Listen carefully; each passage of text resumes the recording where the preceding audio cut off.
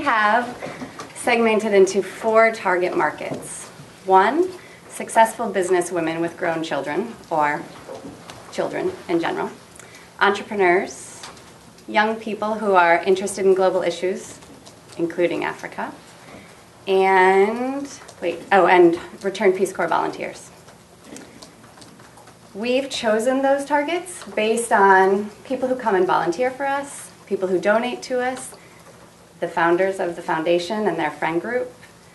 And we really and who comes to our events, and we've grown organically from there to target those audiences. We're now, please feel free to ask something. Can you list those off again? Yeah, of course. Returned Peace Corps volunteers, successful business women with children, entrepreneurs, and young people who are interested globally and in Africa.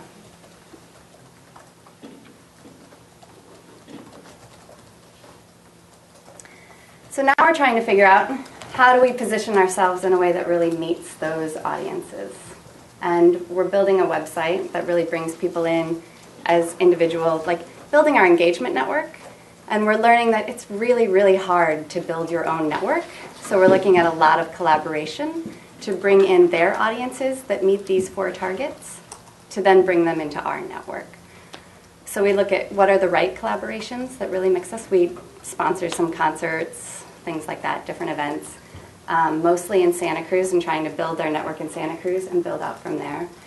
And then we look for what are the ways that will get us the most impact, and we have a very limited budget. So how do you use those resources well?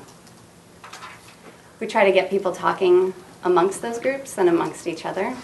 Also very hard to do. Please. What, if I might ask, what is your budget like on that? My communications budget is like $65,000. Yearly? Yeah. Okay. And that's like including building a new website. Right. And that's the budget for all marketing and branding activities. Yeah. I have a little bit more when I collaborate with Yope in development, because development money is a little bit different. But he has to answer to the how does that turn into dollars? Whereas my part is how am I going to get people to hear about Firelight? Please. You don't have to go into specifically what your ask is, but I'm wondering, since all 4 of those groups have really different interests, are you trying to find a universal message that will appeal across the board to all of them, or are you finding specific ways to target each of them? And if so, how do you change that message, or what do you do to make sure that it's an impactful message no matter who you're targeting? We think of it kind of in both ways. So we have a general message that fits every single audience of helping vulnerable children improve their lives. And we do that through communities and grassroots organizations. But then we have a sub-messages that lead with each group. So with the entrepreneurs, it's talking about the innovation and entrepreneurial aspect of CBOs and how they reach their mission. With successful businesswomen, it's that combined with children and improving children's lives. Young people, it's a lot about young people in grassroots organizations and what they're doing to lead their own work. And just interesting information about Africa and activities happening there, because they're interested in the global perspective. And then Return Peace Corps volunteers, they're interested in the grassroots organization and how you continue that service that you did on your own. Do you use the same platform for all of them? Well, no. Well, we do a lot of the individual ask and Yope going in and talking with people, but then we've invested in Facebook, YouTube, and Twitter, and our website. So in that sense, we use the same platform. But we try to do collaborations that are specific to those audiences. Do you mean something different? No, I think that is what I meant. Okay. Yope, what does it cost you guys to raise $1? That's a good question.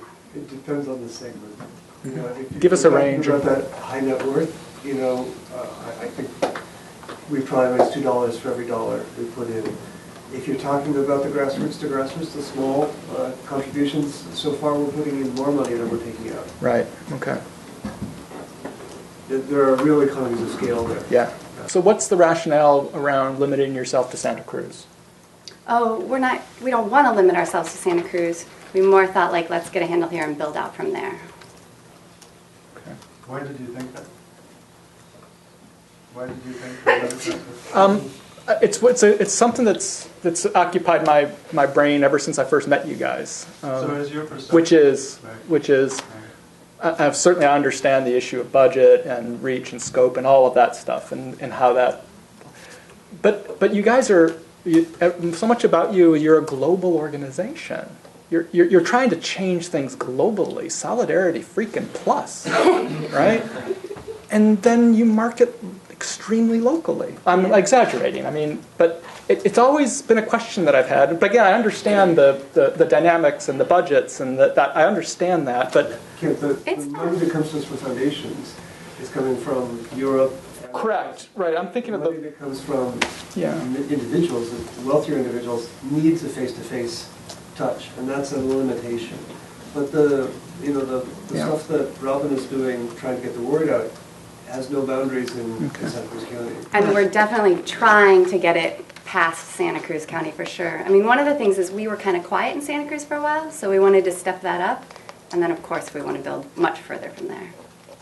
I'm curious, kind of going on the same train of thought that Kent was just talking about. So these like 10 to 15 donors that you said that are about the 10%, have they been along with you basically the whole ride since the beginning? Most of them, Yeah. yeah. Okay. I'm just curious then, have you guys been actively trying to push them to like get this idea that they were talking about of pushing their social network out? And why hasn't there been an expansion in the 12 years or whatever? Well, I think I can answer. So 12 years, if we're talking 12 years, it took quite a number of years before Firelight even started to raise money. So because it had an endowment to rely on. Right. And then, Good point. I don't know, about We're approximately 87. 7 years ago, there was kind of a push to start raising more money. And then we indeed went after some of these and did very much what this group was describing. But then slowly found that because of the way we do our work, larger foundations are very interested in Firelight because they're not able to do what we do. They're not able to be as nimble as it. So it was easier to attract funding from foundations, whereas individuals, we had a small group of people, and we were indeed trying to reach out through those people, just like this group was saying. But a lot of effort went into, well, where is most of the money easier coming from? It comes from foundations, so which has then led us to a situation where 80% of our money comes from foundations. And if you look at the U.S., 80%, more than 80% of the wealth is concentrated with individuals. So in a way, if you look at where our income comes from, it's the opposite of what it should be, if you think about where the wealth lies in this country. So, which to me seems like an opportunity because, we can hold on to foundations and even keep that, expanding that, but if we now also concentrate on that group of individuals where actually all the wealth is in this country, then, that would be wonderful. So I think another piece in this whole process is that there had been quite some turnover with development staff, and if you want to raise money from individuals, it's all about relationships and trust, etc., and understanding your audience. And if every 6 months you lose that person that is building that knowledge and building that relationship, then you have to start from scratch every time. So I used to work for Firelight years ago. I only came back in August now, and this past August, and have rekindled some of these relationships that existed before. And what Peter and I have been doing very much is what this first group was described was relying on these individuals that we know are supportive or linked to Juniper and trying to have them reach into the, and I think that's where so far it's worked, but it takes a long time to raise money from individuals. They give you small amounts of money initially, and only after years sometimes comes this transformational gift, whereas again, foundations, it takes a year, and that's long, considered long, but that's brief if you compare it to, raising significant amounts of money from individuals. So it's a very short period in terms of they went from an endowment to where they are now. And so for many years, out of those 11, they didn't have to raise money. So we're young in this whole game. Right. Peter and then Andrea. Yeah, I think there's one dilemma or many dilemmas, but one particular one in terms of investment in both communications and development. Because as you know, nonprofits are kind of held to a real, you can spend kind of 15% on yourself, and as it starts to go above that, we are going to disapprove the public, basically.